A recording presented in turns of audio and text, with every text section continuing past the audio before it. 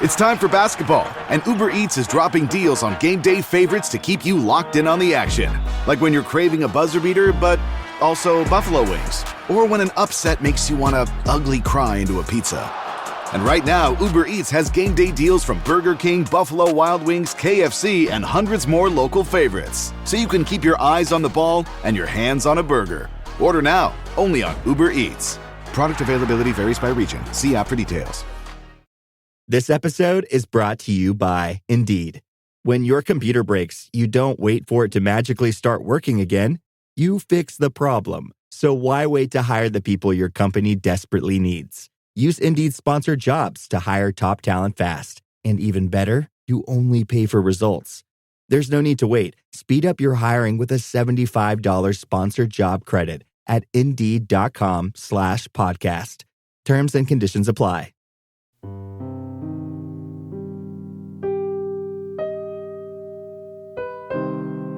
You're listening to The Wrong Station Pledge Drive. The Wrong Station is only possible with supportive listeners like you. Become a subscriber today by visiting patreon.com/thewrongstation. You'll receive access to bonus episodes, behind-the-scenes discussions, our new book club, and so much more.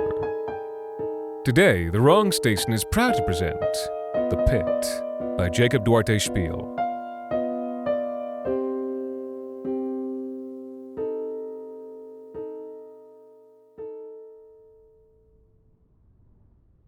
So yeah, man, it was like right after those UFO hearings. Remember those? It was just a couple of weeks ago. You gotta pay more attention to the news, dude. Anyway, around that time, there was this increase in sightings. No surprise, right? People are talking about UFOs. That means people are gonna convince themselves that they're seeing them. More lights in the sky, more mysterious figures in farmers' fields, that kind of shit. Anyway, this whole summer, the hardcore scene here in Hamilton was ramping up to something special. I don't know why or how. It was just a feeling at that point. The shows have been tight. The pits have been rowdy, but not overly violent. Seriously, I think there was like only one major fight, and that was at Corktown because they fucking had their hardcore/metal night upstairs on the same night as the country show downstairs. Those two scenes taking smoke breaks at the same time? Oil and water, man. Oil and water. What was I saying? Right. I just felt like something special was coming. It was a magic summer, field of dreams shit, you know? Then, one night, the stars aligned. Local hardcore shows don't usually have any pyro or even decent lighting, especially not if you're playing outdoors. But Dead Venom was supposed to play in August as part of their North American tour, except, get this, their visas got rejected. Thing was, all their equipment still made it to Hamilton. I guess the tour management got some wires crossed. So all this shit was just sitting around at the Bayfront Auditorium, and then Dead Venom's management sends the word out real quiet-like, and what they're saying is, right now it's just a loss, but if someone were to steal that shit, we could just claim it on the insurance. Rusty Teeth was like, say no more. You know them, right? Rachel's their drummer. Anyway, the band walked into Bayfront after closing and walked out with about 300 pounds of pyrotechnics and strobes and other shit. They couldn't use that stuff anywhere close to the city, not after Kill Room got popped for something as stupid as not having a venue license or whatever. Way too risky. So what they do is that they hit up this abandoned farm just 15 minutes outside of town. You know Rusty Teeth's bassist is an apprentice electrician, right? The stage just needed to be close to a power hookup they could hijack. And boom, it's on. About 500 show flyers later, and the entire scene is drawing straws to figure out designated drivers. I got to the field early to help set up. I love that audio tech shit. I'm laying cable, tying them together with zip ties, sound checks. Also, I thought they might let me blast some of the pyro as part of the test, which they did. That shit is hot, man. I don't know how Gene Simmons' makeup doesn't melt off. So, the show starts after sundown, and it's just as much of a rager as we all expected. It's going down. I'm talking 200 moshers at least, after only 2 songs, and people are still showing up because there ain't no capacity limit in the field. Rusty Teeth can't even believe it. This is turning into a fucking stadium show. And they aren't crumbling. They're playing up to the expectations. It's almost like the bigger the crowd gets, the more seriously they're taking it. Band-Aid, that's the singer, he's going by Band-Aid now, isn't even drinking beer. He's drinking water, keeping his voice hydrated. The joy is off the charts. This is what the scene was waiting for. But the best was yet to come. See, Rusty Teeth, they got this grand finale planned. Their biggest hit, everyone's fave. You know the one. It's called Fuck My Feet. And they've got all the pyro rigged. They're just waiting for the right moment. They finish a song, and there's dead silence for a few seconds. Band-Aid turns to the guitarist and nods, which is the signal. He explodes into the opening shred of Fuck My Feet. The pyro starts blasting, the strobes are flashing, the lights are blinking blood red and bruised purple. Everyone goes fucking nuts. It's pandemonium. Within seconds, the headbangers, the two-steppers, the slam dancers, everyone is enveloped in an absolute earthquake of a pit. And I was right in the middle, fighting for my life. Elbows and knees traced comet tail arcs through the air, landing with meteorite impact on the soft spots of other dancers. A dozen people doubled over with violent joy and pain, only to bounce back up a moment later, limbs swinging. And as I threw myself and was thrown, I kept feeling a pair of small, soft hands rubbing against me. You get used to this shit at hardcore shows, not that it makes it any more acceptable. I started throwing elbows at what I imagined to be the owner of those invasive, nasty hands. "Get fucked, you perv!" I shouted as a blow hit home. The hands jerked away. Then they came back. It's like, get the message, you creep. I threw some more elbows. Left, right. I'm not sure how many made contact, but eventually, I didn't feel the hands on me anymore. So, I'm enjoying the music, kind of wishing I had brought earplugs. And I start to notice, like, aren't there more lights than there supposed to be? I helped with setup, I should know. Also, does the air seem thicker somehow? Like, right before a thunderstorm, the clouds getting closer to Earth causes the pressure to skyrocket. Give my mom headaches. The last note of Fuck My Feet rings out over the crowd. Everyone is already screaming, begging for an encore.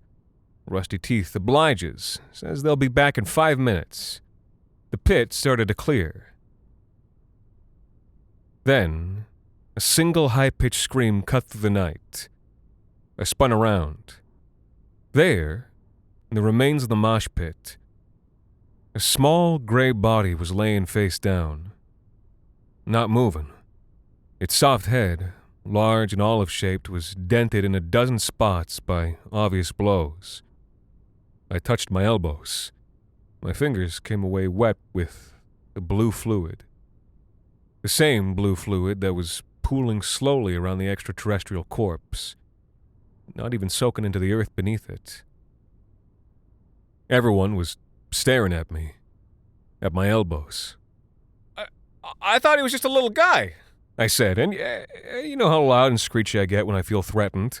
I thought he was just a little pervy guy! A low thrumming, lower even than the lowest notes on Darren G's bass, began to pulse through the venue. "A little weirdo!"